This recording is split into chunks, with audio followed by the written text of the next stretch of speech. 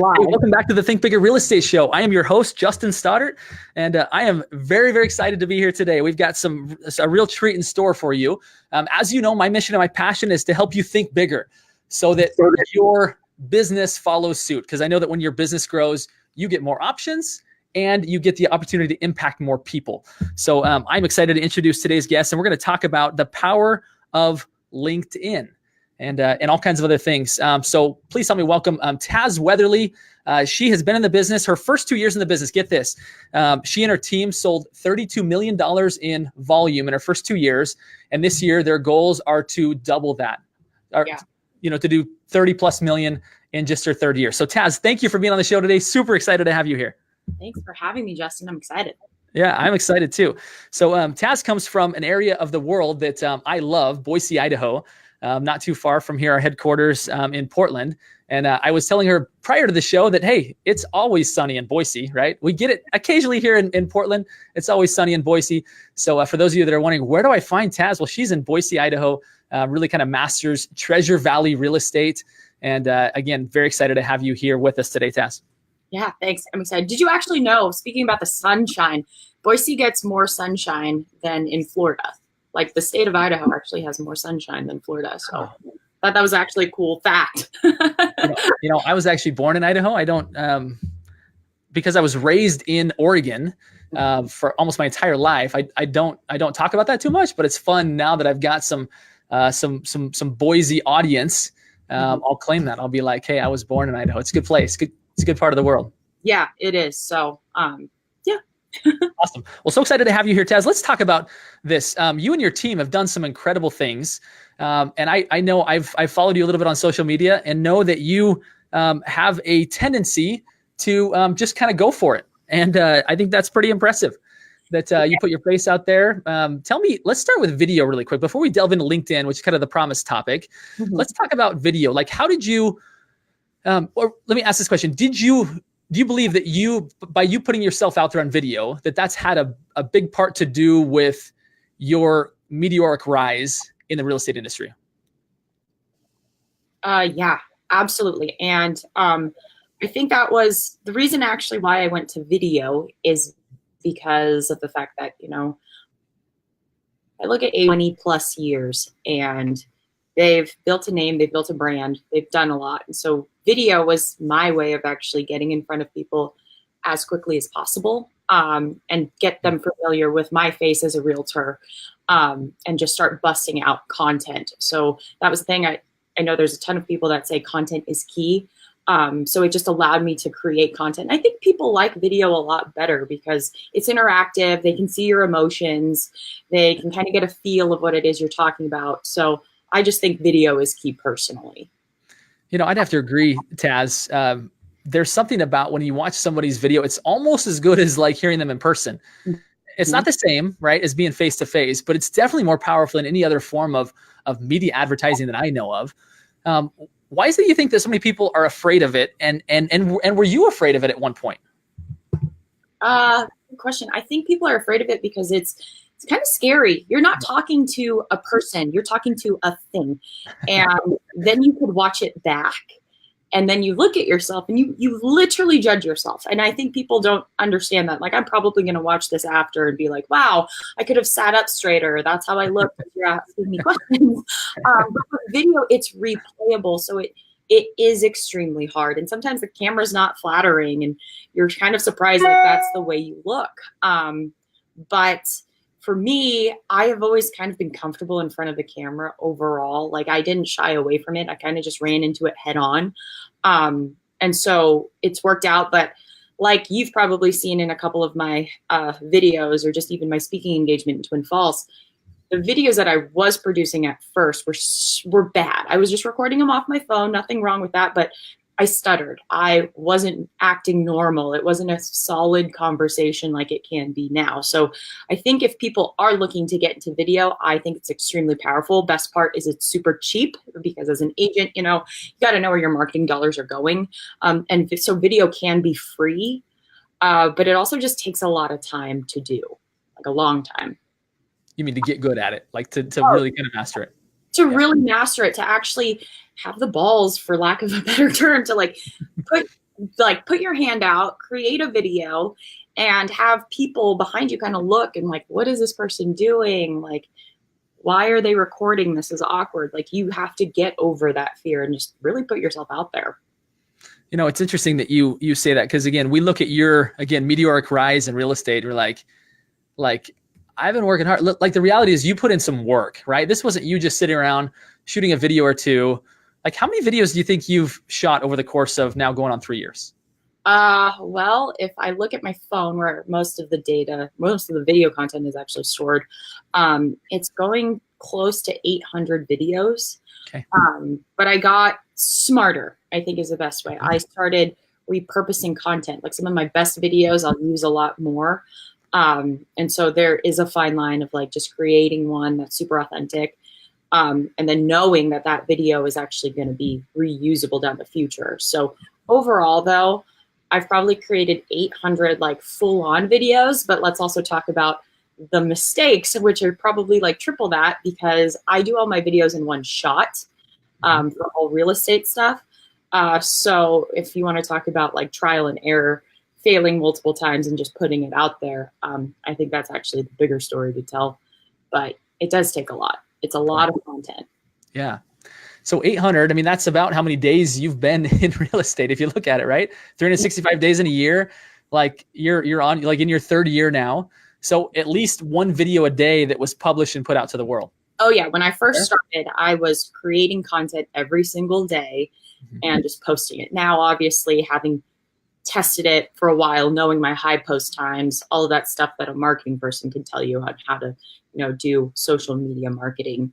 I learned myself, but it was just a lot. And so recently I actually just did this video about talking about how burnt out I was from creating content, because I love creating content. It's my favorite.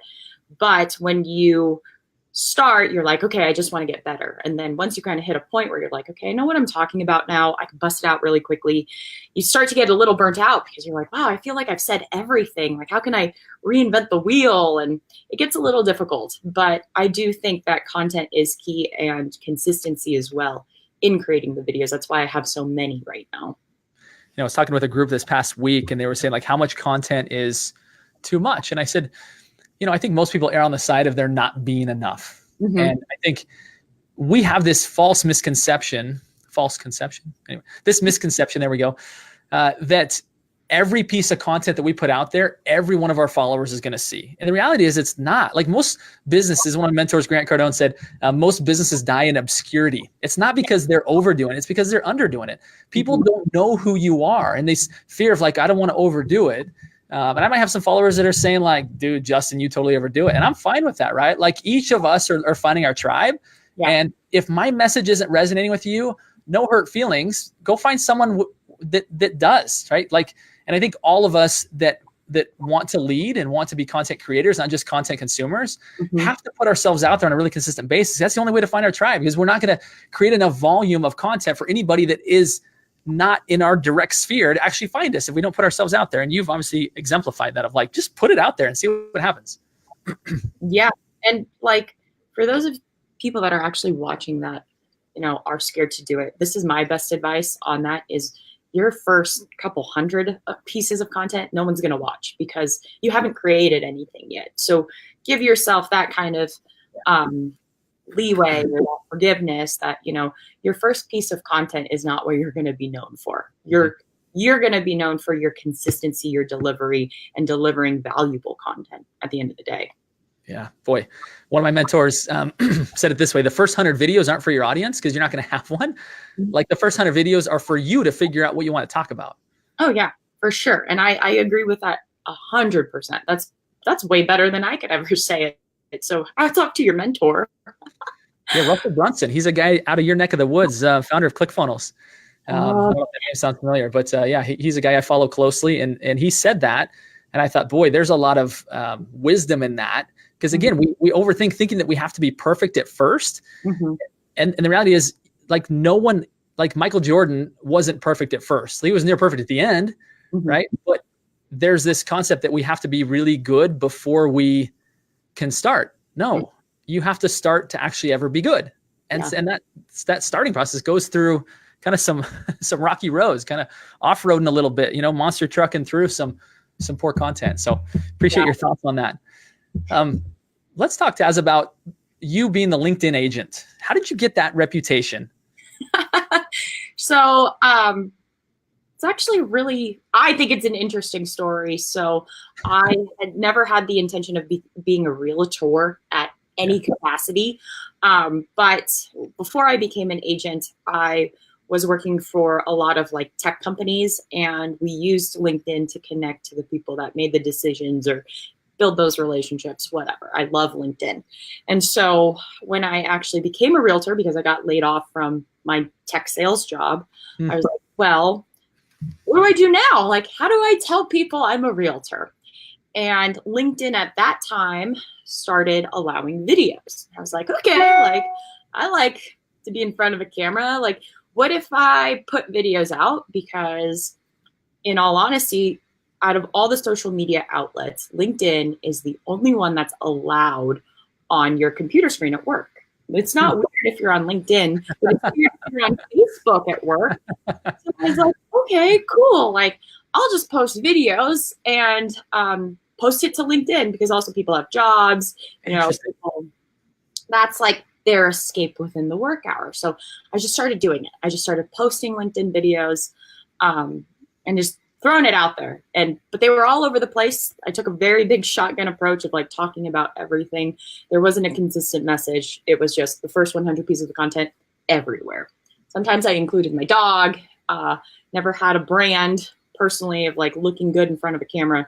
I just was like, you know what? I'm going to record. I'm feeling it today. Let's see what happens. So people started catching on because, I was just being consistent. I was doing it every day, not to actually generate leads, but I was like, maybe I can educate people, and maybe other realtors will like refer business. And so fast forward 2 years and some really big accomplishments, which were super cool. That's kind of where we're at today. So LinkedIn, also for those of you who are watching, has the best organic reach out of all of the social media platforms. Like I'm a marketing major. I can nerd out on digital marketing. But LinkedIn has the best organic reach out of all of the social media platforms. So when people were liking and commenting and engaging on my content, it was actually getting pushed out to their network. And so then, you have your first, second, and third connections. Mm-hmm. A lot of my content started reaching like third connections, and I got more connections that way. And then my reach started growing. So LinkedIn for me, we've talked before, you're a big fan of Gary Vee. Gary Vee says like do 71%. Is it 71? I don't know. He throws out a number, says majority of your content needs to be focused on one social media outlet, and the others social media outlets like master to some degree, but just know where your bread and butter is. Yeah. So LinkedIn has been that for me. So with doing the videos on LinkedIn, I built a referral network. So other realtors were actually looking at me and liking my content because I talk about all things real estate, and they're like, wow, I'm educated. I like you. You're funny. I see your personality, and you're someone I would want to trust with my clients relocating. So that's how I gathered the relocations. And then also like locally, people just saw me out, saw my video content. So I would be getting stopped and like, hey, you're the girl that does the LinkedIn videos. I'm like, yeah. So then I started building like those connections outside of the platform. Mm-hmm. So LinkedIn for me has been like perfect. It's been amazing, but I think it also is something that I've learned through trial and error, because a lot of people are like, when I tell them like, actually most of my business, 68% of my business comes from LinkedIn online. They're like, wow, that's 68%. Did I hear you right? Yeah, that's true. So I did the numbers, because when I went to my speaking engagement, I was like, well, I'm curious on what this is. So I found out that 90% of my business was referral based, which is really cool. That's what we all want as realtors. But of that 90%, 68% of those came online. The biggest being LinkedIn. So other than posting videos on LinkedIn, is there some other strategy? I mean, I looked at your profile. It's very clear that you work with buyers and sellers in the Boise and Treasure Valley area. Besides just posting frequently, and by the way, the nugget that you shared, it's just a total like aha of like, you're right. If your customer is a consumer and there's, call it 8 hours of the day that they're at work and they're not supposed to be on Facebook, you have like this perfect like you're all by yourself in the sense that you can hit them with marketing videos that are permissible for them to watch at work that no one else is really thinking about. That is brilliant. I absolutely love that strategy. Yeah, like that's it. People ask me all the time, like, how'd you do it? It's like, well, do it. But like also though too, going on to that, I will always caution people to know your outlets. Like when you go onto LinkedIn, like the content that I create on LinkedIn is completely different than something I would do on Instagram, because you know, that audience that's using LinkedIn, they're going there for education. It's a business, essentially. You're a business professional. So that content needs to be relevant. It's all about the relevancy of content at that point, which some people do forget. So I always caution, Instagram is different than Facebook, which is different than LinkedIn. So keep that in mind too. Yeah, no, I agree. Even if it's the same people, they show up different for work than they show up for a party, right? Yeah. And like Instagram might be more like their social sphere, and at work, they show a little more buttoned up. So you better show up. They're in that mindset. And so, yeah, having content that is relevant in that space, I think is a great tip. Anything with regards to the profile, or is that just something that people are overthinking? I mean, needs to be clear of who you serve and what makes you different. Any other tips on how people should be positioning themselves? Yeah. So I'm a big fan of personal branding, which is why I think my real estate business has been so successful, because of the fact that what I did, and hopefully she's watching, is I got with a designer. So on my team, I have a visual designer. She created my logo. From a visual perspective, she's in charge of like making sure my entire real estate with Tazz brand is on point, from any collateral that we hand over and printed, to like the social media, like the Instagram feel as well as the Facebook feel. She's in charge of all of that. And I think it's been the most helpful, because now as realtors, like our job is to like be salespeople, like promote ourselves, do the real estate transactions, but we don't think of it as like an all around business. There's a reason why like Uber's so successful and Lyft is, or like any sort of like company is successful, is because they have what is called on brand. And so actually getting together with a designer and creating my own real estate with Tazz on brand has helped so much. And it's really cool because now people recognize me as Tazz, but real estate with Tazz, people actually acknowledge and recognize my team as well. So they can be walking out there like, oh my gosh, like you're real estate with Tazz. And I think it's so funny because they're like, wow, you know us. This is weird. But getting with a designer and creating like a visual feel has been the most helpful. And I can't stress that enough. I know a lot of realtors are, you know, cutting costs and they don't want to like let that work go. It has been the best thing because now everything people see is just consistent. And I focus on creating the valuable pieces of content, which is what I'm best at. So cool. Yeah, you create the content, they make it look and feel cohesive so that it starts to stick in people's brain, right? They see that color scheme, they see that like those logos that are all consistent, start to own a piece of people's brain. I love it. Yeah, for sure. Let's go to our kind of final question here. Awesome. And so let me kind of back up by saying this. If you're interested in finding out what percentage of your business, Tazz, did you say comes from LinkedIn? Say 60 some odd percent? 68, yeah. 68% of our business comes from LinkedIn. Follow her on LinkedIn, right? And see what she does. Yeah. And go do likewise. Like it's not super complicated. When you find a model of someone is doing that works, follow it. So I'd encourage everybody to go find Tazz, follow her. And then last question, Tazz, which is a signature question for this show, which is, what is something that you do to intentionally think bigger, right? You've done some amazing things and you're not stopped. You're just getting started. Let's be honest. Like you're just getting started. Yeah. I am, but it's kind of crazy because it's been a wild ride. I don't know. Like, I think what I do to think bigger is, you know, to just kind of not think outside the box, but get uncomfortable. So going to the video thing, that would be thinking bigger because video is super uncomfortable. But recognizing that if it feels really uncomfortable, it's probably something really good, because when you master it, like you just start to grow. Like the content's grown on video and now we're doing speaking engagements. Like all of this wouldn't have happened if I didn't get uncomfortable. For pouring into the Think Bigger real estate audience today. Total pleasure getting to spend some time with you today. And I'm confident that we're going to do this again. As long as you're willing, we're going to do this again. And be sure and get more people familiar with the incredible things that you're doing. So I'm going to put it here up on the screen for those of you that want to, that have potential opportunities in Boise and or want to follow. I'm going to put her social media handle up here.